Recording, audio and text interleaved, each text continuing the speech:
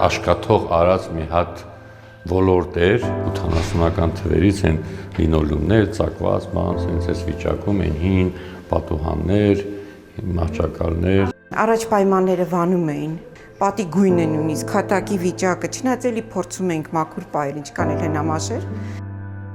Կես դար վերանորոգման, նույնիսկ մեկ նոր օրինակ մահճակալի երես չէր տեսել Ավան հոգեկան առողջության կենտրոնը։ 1971 թվականին շահագործման է հանձնվել ու վերջ։ Ուրախանում ենք նույնիսկ այն, որ մենք կտուր ունենք եւ ջուր չի լցվելու բաժանմունք։ Հիմա հիմնահատակ կարելի է ասել, որ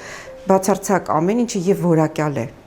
2021 թվականին է բաժանմունք առ բաժանմունք մեկնարկել Ավան հոգեկան առողջության կենտրոնի շինարարական լայնածավալ աշխատանքները։ 5 տասնամյակ անց առաջին անգամ ջրամատակարարման, ջրահեռացման եւ ջեռուցման համակարգի արդիականացման աշխատանքներ են արվել։ 6500 քառակուսի մետր տարածքից այսօր ամբողջովին վերանորոգված, կահավորված ու վերազինված է կեսից ավելին։ Կանանց հիվանդանոցային բաժանմունքը, մանկական հիվանդանոցային եւ արտահիվանդանոցային բաժանմունքները, նեղ մասնագետների համար նախատեսված մասնաշենքը, տղամարդկանց հիվանդանոցային բաժանմունքն ու նևրոզների բաժինը։ Բուժսարքավորումները եւ բժշկական պարագաները եւ գույքը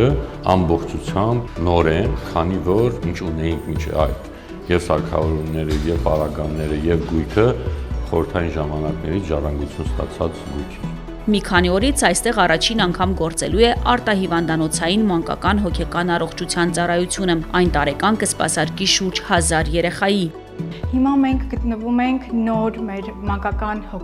արտահիվանդանոցային հոգեբուժական ծառայության բաժանմունքում, որը վերանորոգվել է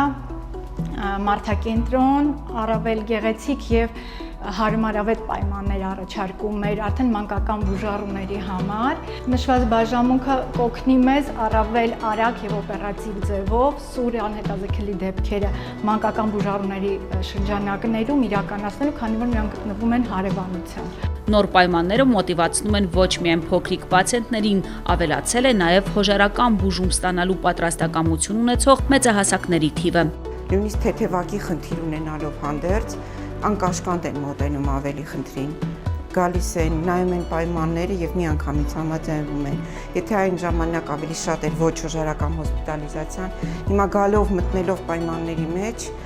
երկրորդ օրը կամ մի քանի ժամ հետո տալիս են համաձայնություն բուժման համար։ Արդեն պետական մակարդակով մեծ ուշադրություն է դարձում հոգեբուժական կլինիկաներին, ասեմ, որ վերջի 2-3 տարվա համեմատությամբ հոգեբուժների աշխատավարձը